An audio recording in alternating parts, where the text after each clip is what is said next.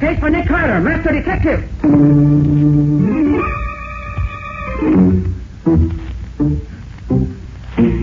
Yes, it's the case of the make-believe robbery. Another case for that most famous of all manhunters. The detective whose ability at solving crime is unequaled in the history of detective fiction. Nick Carter, master detective.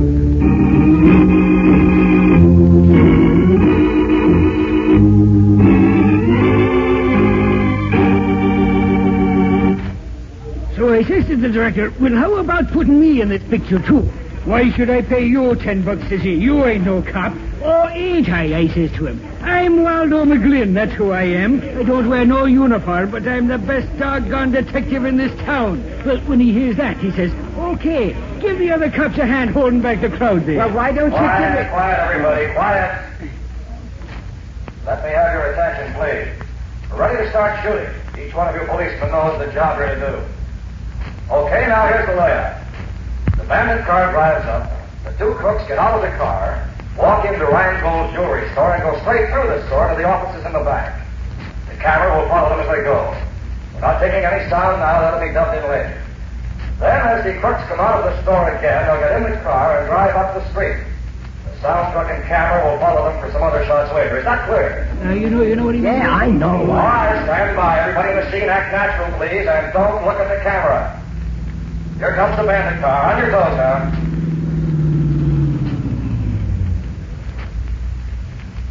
All right, you two crooks, look around. Now walk into the store. Don't hurry. Now, straight down the main aisle to the rear. That's it. Now go into the office. You know what to do there.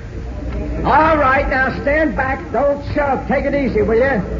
Gee, McGlynn, this is exciting, being part of a real moving picture. Oh, I don't know. It's all right if you ain't never done it before. Have you ever been in a picture before? Have I been in a picture? That's what I said, have you?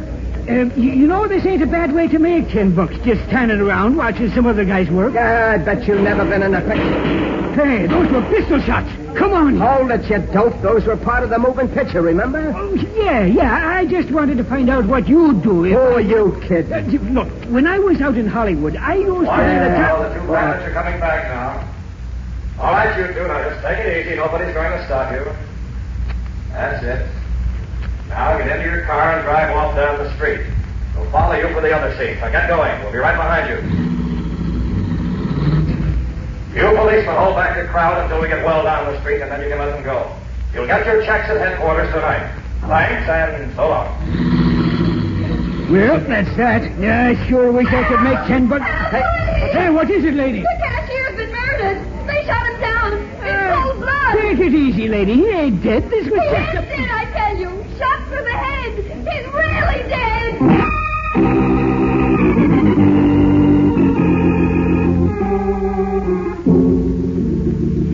Mr. Carter, you gotta do something. I'm worried. That's why I'm here, Mr. Reingold. Matty, I'm amazed that at least one of your cops wasn't bright enough to have seen through this phony moving picture business. Oh, don't rub it in, Nick, please. Was headquarters ever approached at all? Never. The individual cops were the only ones they contacted. $1 million worth of beautiful stones they took right out of the main safe and killed my cashier. Well, don't you carry insurance on your jewels, Mr. Reingold? Sure, I carry insurance, but I lose all my stock stones. Well, did you know about this moving picture business in advance? Sure I did. About 11 o'clock this morning, a guy who said he was Fred Harlan, a director for Colossal Pictures, come in and asked me, could they use my store for making a movie? Said they wanted a one-story building like mine, not too big, but important. I said, would the sign over the store showing the picture? And he said yes, so I told him okay. Did this man who said he was Harlan have any credentials? Oh, sure. Sure, his papers was good. Colossal Pictures, it said. Who was here with you at the time? There was me, my nephew, Lester Green, and my cashier. What did this Harlan look like? Well, a little bigger than me. Blonde hair, good looking, about 45 maybe. He was wearing sunglasses, the Hollywood kind. Mm-hmm. You keep the safe open or closed during the day? Always. It's closed. So much jewels it contains. When we want something, we unlock it. Take out what we want and then quick close it and lock it again. Who had the combination? Well, me, my nephew Lester, and my cashier, nobody else. Keep the burglar alarm on or off during the day? Always, it's on. We have a button to turn it off when we want to get in. See right here. Look, the alarm is still on. Why didn't it go off when the safe was open? If the alarm wasn't turned off, we can be sure the cashier didn't open the safe for them. Let's see. Huh. Here's why the alarm didn't work. What you got, Nick? The alarm wire's been cut. Piece taken out of it to make sure it would stay cut. Hey, Nick, since the safe wasn't forced open and the cashier didn't open it, that means the crooks had the combination. Mr. Reingold, you say only the three of you knew the combination? Yeah, that's right. And one of you three helped in this robbery. And the cashier's dead, which lets him out, I should say. Well, then you think me or Lester we should rob ourselves? It's been done before. Oh, come in. I got here as quick as I could, Mr. Reingold. Who are you? Well, I'm Mickey Armbruster, the store detective. What were you doing while they pulled off this fast job? Well, I'm off on Mondays, Sergeant. I work Sundays as watchman, and Lester takes over for me on Mondays. Mr. Reingold called me, so I came right down to see if there was anything I could do. I don't think so, thanks. By the way, where is Lester? Since the robbery, I ain't seen him to no good. Well, let me know when he comes back, will you? I'd like to talk to him. Oh, sure, right away, I'll tell you. Waldo, was the sound truck a colossal truck? Well, no, Nick. I noticed it came from the Kramer Sound Equipment Company. Why? That's strange. Should think that if Colossal was doing the job, they'd furnish their own truck. Colossal had nothing to do with it, Nick. We checked. That part was as phony as the rest of it. Maybe there ain't no Fred Harlan either, Nick. That's the odd thing about this, Waldo. There is a Fred Harlan. Huh? Well, there was, years ago. He used to be top director in the Colossal lot. Maybe this wasn't that Harlan, Nick. That thought occurred to me, too, Matty. Well, we've done all we can here. You said there were no fingerprints? My men couldn't find one anywhere. Oh, it was a slick job. And let's go. See you later, Mr. Reingold. Yeah, sure. Matty, I suggest you have some of your men check up on this Reingold and this nephew of his, Lester Green. Yeah? Also, check the Kramer Sound Equipment people and see if they can help us. Waldo and I are going to drop in on Scubby and see what he can dig up for us and Fred Harlan. Right, Nick. Be seeing you.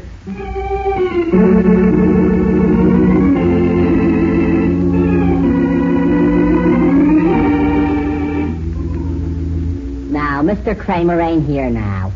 When'll he be back? I don't know. Look, have you seen a fellow with blonde, wavy hair around here in the last couple of days? Blonde wavy hair? Yeah. Wish my hair was wavy. I tried my sister's hair crown stuff, but it didn't do no good. Did you see that guy around? Maybe I should have wore a hairnet like she does. Look, Huh? dimwit, can you answer me a plain, simple question? Sure, well, go ahead. Ask me a question. Ask me a Look, has a guy with blonde, wavy hair been around here lately? The fellow directed the movie this noon had wavy hair. That's the one I mean. Have you seen him? Yeah, he was directing the crooks. And they shot off guns, and a woman came rushing out and yelled, "Murder!" But she didn't fool me. I'm too smart. Yeah, I'll say She you said are. somebody had been killed, but I knew better. A man was killed. That's why I'm... Fooled you, huh? Well, maybe you've never been to the movies. They shoot a guy, and blood runs all down his face, and he falls down. That's only ketchup. I read about it in a book. Why, you dumb half-witted dope. You ought to What are be... you doing here, Lonnie? Oh, I was just hanging around. Well, why don't you go home? I told you not to hang around the office. I won't. Hey, you Ted Kramer? Yes, here I am. What can I do for you? I'm Matheson, homicide. Oh. You seen a man with blonde, wavy hair around here recently? Well, you must mean Fred Harlan, the movie director. Yeah, that's the one. Yeah, sure. He was in here yesterday. Hired my sound truck. He tell you anything about himself? Well, he said he was an old-time director. Showed me his credentials. Said Yeah? he was doing a job for Colossal, but they weren't furnishing the truck because the job was too small. He had to furnish the cameraman, too. Know who he was? Yeah, he's a friend of mine. I recommended him, and Harlan hired him. Darn good man, too. Does a lot of picture work. What does this Harlan look like? Oh, about 5'10", good-looking. Man of about 45, I'd say. Wore big Hollywood sunglasses. But it was raining yesterday. Yeah, I know. But you know these Hollywood nuts. All right. Did he tell you anything about the job he was going to do? Yeah, he did. He was all excited about it. Said he was just shooting a few scenes, but it would give him a chance to show that he was still a good director. Mhm. He's trying to make a comeback, he said. Your truck's not back yet, huh? No. He said he'd probably keep it all day. Well, okay. Thanks. See you later.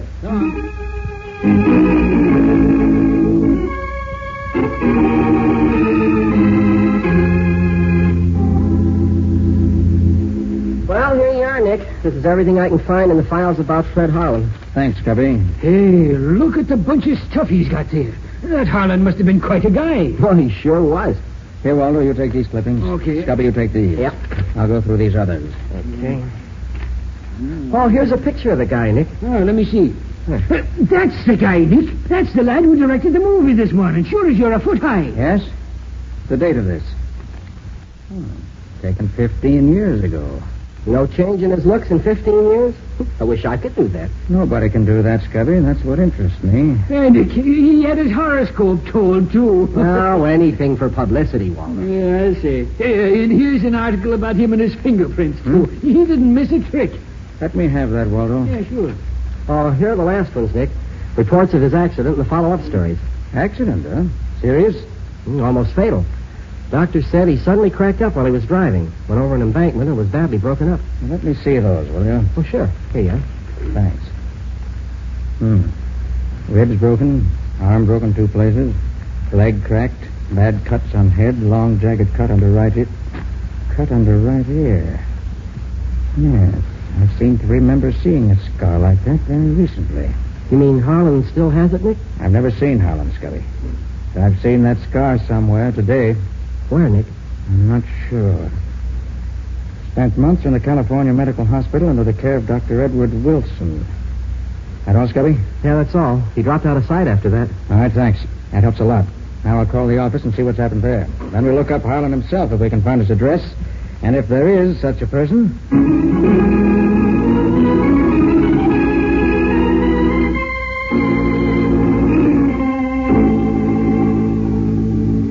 Hello, Sergeant. Anything new? Not much, Patsy. The boys are... Oh, one moment, Sergeant. Nick Carter's office, Patsy Bowen speaking. Patsy, Nick. Have you heard anything from Eddie yet? Oh, he's right here. You want to talk to him? Yes, put him on. Nick wants to talk to you, Sergeant. Oh, thanks, Patsy. Hello, Nick. Mary, anything new? The boys just found the sedan the crooks used about 6 miles out of town near the river. The sound truck is in the river. They're hauling out soon as the crane gets there. Any reports on Rheingold or Lester Green yet? Yeah, we've been working fast. Nothing much on Rheingold except that he had his stuff completely insured, so he won't lose a nickel. But this nephew of his, this Lester, seems to have been quite a lad in days past. That's so. Yeah, has a long record with the Hollywood police. Oh, nothing serious, just some studio brawls and several arrests for reckless driving. Lost his job at the studio because he was so wild. You mean he worked in the studio? Yeah, he was a bit actor for a while. Then he'd know the movie technique, wouldn't he? What? My golly, Nick, he sure would. Has he turned up yet? No, he hasn't. But we got the boys watching for him. Good. Going out to have a look at the truck when they get it out of the river? I'm on my way there now, yeah. Well, take Patsy with you, will you? Why, sure. What do you want her to do? Put her on. I'll tell her. Okay. Here, Patsy, Nick wants you. Thanks. Yes, Nick? Patsy, listen. I want you to go with Matty. Get the license number of the crook's car so we can trace it. Uh-huh. Get copies of any fingerprints Matty finds and any other dope you can get. Bring them back to the office. All right, Nick. Call Dr. Wilson at... Carter here. I want to see Carter. Hold it, Nick. I'm sorry, but Mr. Carter's not in just now. Who are you, please? I'm Lester Green. Lester Green.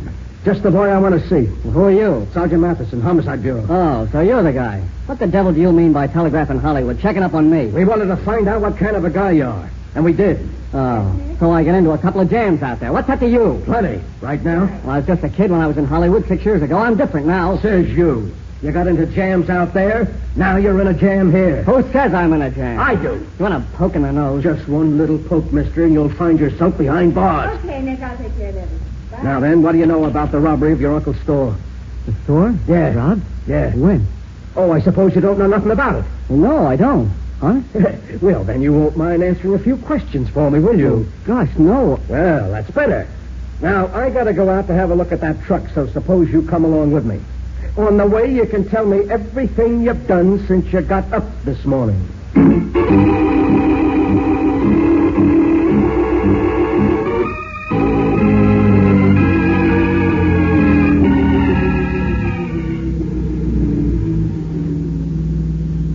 Nick, we must be way out in the sticks by now. Are you sure we're going right? That's what the cop said. Straight ahead to the next gas station and turn right. Yeah, maybe this address we're going to is a phony, Nick.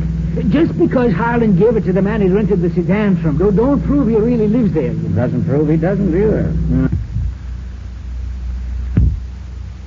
Oh, look, there's a gas station up ahead, Nick. One of them little one-pump places. Good. That must be it. I hope he's got something to eat there. I'm starved. How many you want, please? Fill it up. Should take about 5 gallons. Okay. By the way, do you happen to know if a man by the name of Fred Harlan lives around here? Harlan, sure thing. Lives about half a mile up this road. Seen him lots of times. Good-looking feller. Blonde, wavy hair, about my height. Wears big sunglasses. Yup, that's the feller. Does he always wear those sunglasses? Oh, sure, all the time. Oh, once he took them off to wipe them. I seen he had a bad cast in his left eye. Guess he don't want nobody to see his bum eye. Anybody live up there with him? Or never see anybody. Always alone when he come in here. You want anything else? Well, you better look at the oil. Okay. Do you know anything about his business? Yeah, he was here a couple of days ago. Told me he was movie director. Said he was going to have chance to make a picture and get his yacht back again. It's the same guy, all right, Nick. And it is Harlan. Maybe. Have you seen him in the last few hours? No, he went out of here this morning early. I ain't seen him since. Well, his dog is still there, though. I hear him barking a while back. The mean creature, that dog. Harlan told me once I better keep away from his place if I didn't want to get that up. I see. Well, how much we owe you? Well, 6 gallons gas is $1.20. Your oil's all right. Here you are. You got anything to eat here? I got some hot dogs and some candy bars. Hot dogs. Them's for me. Give me 2. You want mustard or coleslaw on them? Yeah, put them both on. I ain't fussy. And a pickle, too. Give me 2 hot dogs. No mustard or anything. Not even a roll. Just the plain Franks. 2? Without no rolls, no nothing.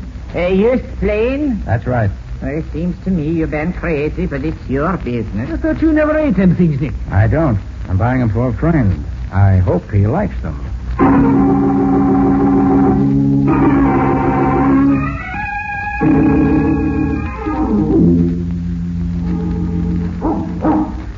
Hey, Nick, it's almost dark here under these trees. Yes. Isn't a very attractive place Harlan lives in. That must be the dog you told us about. Yeah, the dog. I hope he don't decide to take a bite out of my leg. Well, if my plan goes right, Walter, this dog won't take a bite out of either of us. Now, let's see if Harlan is home.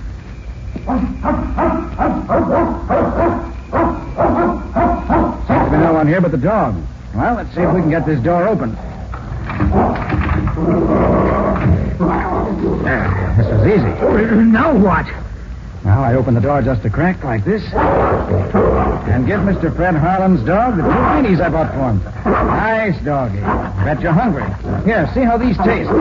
You think you're going to be his pal for life because you brung him a little hot dog? You're crazy, Nick. Perhaps, and perhaps not.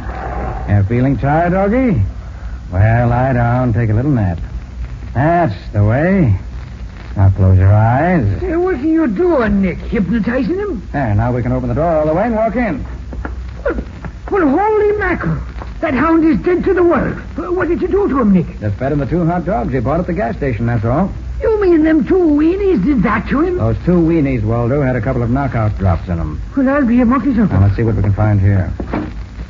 Well, this room hasn't been used recently. Try the next one.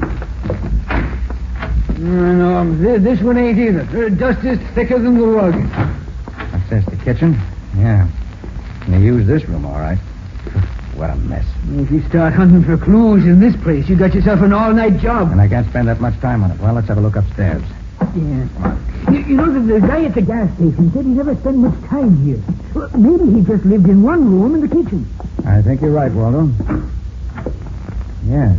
And this is undoubtedly the room he used when he was here. Nick, do you suppose the crooks talked Harlan into a deal and then bumped him off when they were through with him? Waldo, the fact that the man who ran this show looked like the Harlan of 15 years ago leads me to believe that there's been an impersonation. Yeah?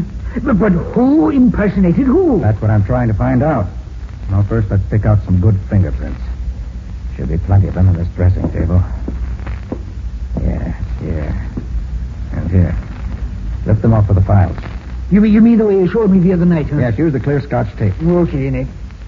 Hey, did you notice all the makeup he's got here? Yes, and there's several pictures here that look like those taken 15 years ago. You notice? Yeah. Looks as if they've been used as models for making up. And here, what's this? Hairs.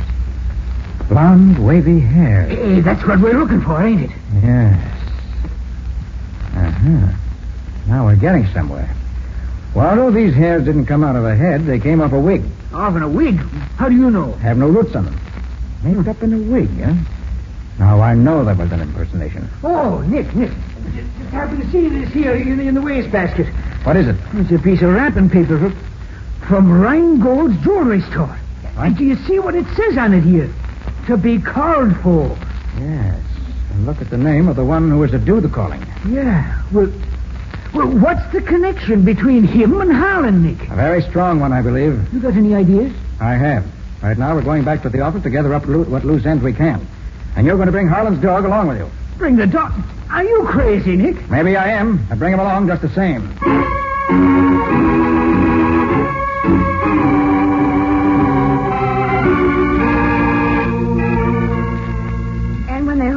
lockup out of the river, they found this megaphone in it.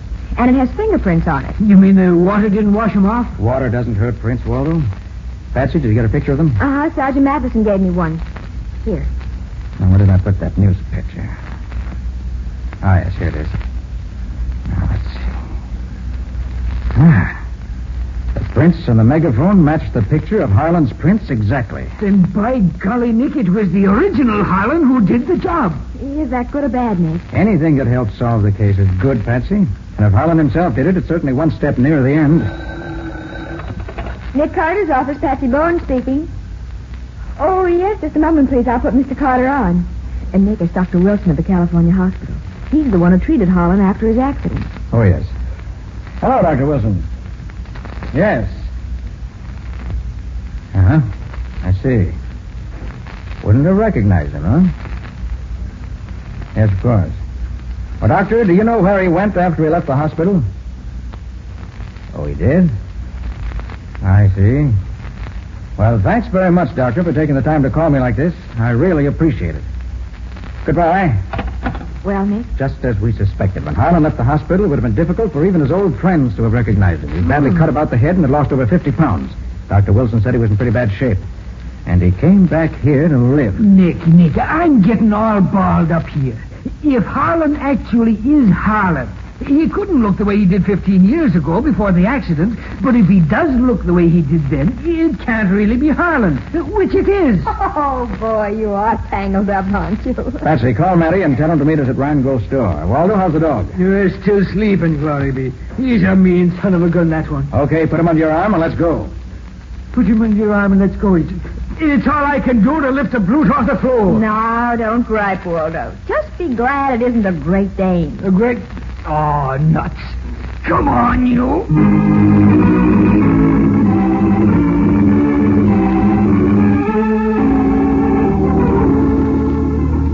Hi, Matty. Hello, Nick. Ah, so you brought Lester, too, huh? Excellent. Yep, I thought we might as well all be here for the fireworks. So, Mr. Carter, you got news for us, yes? I have, Mr. Rhinegold. I have news, the solution of the case, and the name of the murderer. You hear that, Mickey? That's the kind of a detective you should be. The way you should catch more people stealing in my store, maybe. Well, how'd you do it, Mr. Carter? I don't mind learning something when I can. I studied the facts and found out more facts. I discovered that this robbery today was the result of years, probably, of careful planning, of leading a double life, of the killer being himself half the time and somebody else the rest. I learned that a man was so badly broken down through a nervous collapse in an automobile wreck that his own friends wouldn't have known him. And he traded on that fact, got himself a job of trust and confidence. In fact, he became an employee of a jewelry store. He was a store detective. Well, what do you know about Carter? Are you insinuating I'm insinuating nothing. I'm giving facts. You got yourself this job here, watched and schemed and planned, and when you were ready, pulled this phony movie setup and robbed the safe. Well, that's hard to believe, Nick. Have you got proof? Waldo, let the dog in. Okay, Nick. I'm glad I had to do it. Hey, what's all this, Nick? Why the dog act? That dog belongs to Harlan. He also belongs to Mickey, as you can see by the way he greets him. For a while, I thought somebody impersonating Harlan had done this robbery, but I finally realized that the man who impersonated Harlan was Harlan himself, now known as Mickey Armbruster. Well, man, mixed up. You got more proof than a dog, Mr. Carter? I have. When Matty takes Mickey's fingerprints, he'll find that they match these prints of Harlan's I found in a newspaper. And they'll match the prints found on the megaphone the phony movie director used. And you'll find Mickey knew the combination of the safe also. It took time to get it, but he was in no hurry. When he was here in the store Sunday watching, he cut the burglar alarm wires as a safety precaution. And he wore the dark glasses while he was playing Harlan to conceal the cast in his eye, which, as Mickey, is so plainly evident. Well, Mickey, am I right? Yes, Carter, you're right. I thought my plan was foolproof, that by impersonating myself as I looked 15 years ago, I'd throw you all off the track. My jewels, Mickey, you bum, they're my jewels. Why, you'll never see them. My pals will take care of me when the time comes. Who'll work with you, Mickey? You don't really expect me to tell you that, do you? They're friends of mine. I'm going to need friends before this is over. You don't have to tell us who they are, Mickey. We'll find them without your help. As a movie director, you should know better than to take moving pictures of your pals and then not destroy the film. That's the best evidence in the world. The camera was on the soundtrack when we drove it into the river. It was, but it just happens that the camera was watertight and the film is still good. It's being developed right now. And when we get a look at it, we'll be able to pick up your pals and recover all of Rhinegold's jewelry. The movie you were making may have been a phony, but the film you took was real. And your conviction is going to be real, too. You can depend on that. Well,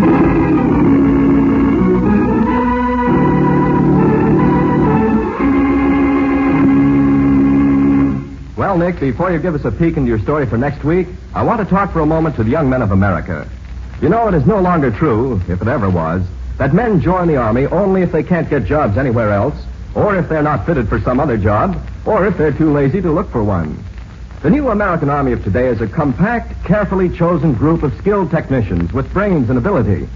Young men seeking to enter the Army today must be able to understand and profit by technical training that is second to none. The skills that the men in the new American Army acquire, no matter what branch of the service they may be in, equals and often exceeds that demanded by many of the best-paid civilian trades. You can do no better for yourself and your country than to join the new American Army and become an informed technician in at least one of the many specialized fields offered. Excellent advice, Ken. Well, Lake, what about your story next week? Well, next week, Ken, I'm going to tell you about an adventure I had recently when an explosion of unknown origin burned down a warehouse. An alarm clock missing from an ex-soldier's trailer proved that the fire was incendiary. And a bit of green paint on a crowbar led us directly to the firebug himself. Who wasn't a firebug at all, but a crook who wanted to get rid of some very incriminating evidence. What do you call this story, Nick? I call it The Case of the Missing Alarm Clock.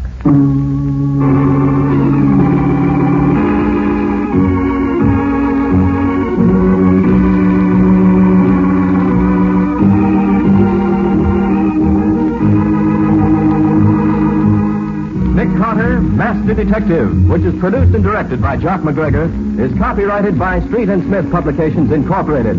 Pictured stories of Nick Carter appear in every issue of the Shadow Comics. In the broadcasts of Nick Carter, Master Detective, Lon Clark is starred as Nick, Charlotte Manson is featured as Patsy, Matty is played by Ed Latimer, Waldo by Humphrey Davis, and Scubby by John Kane. Nick Carter, Master Detective, is presented over most of these mutual stations each week at the same time. This is Ken Powell saying so long until next week.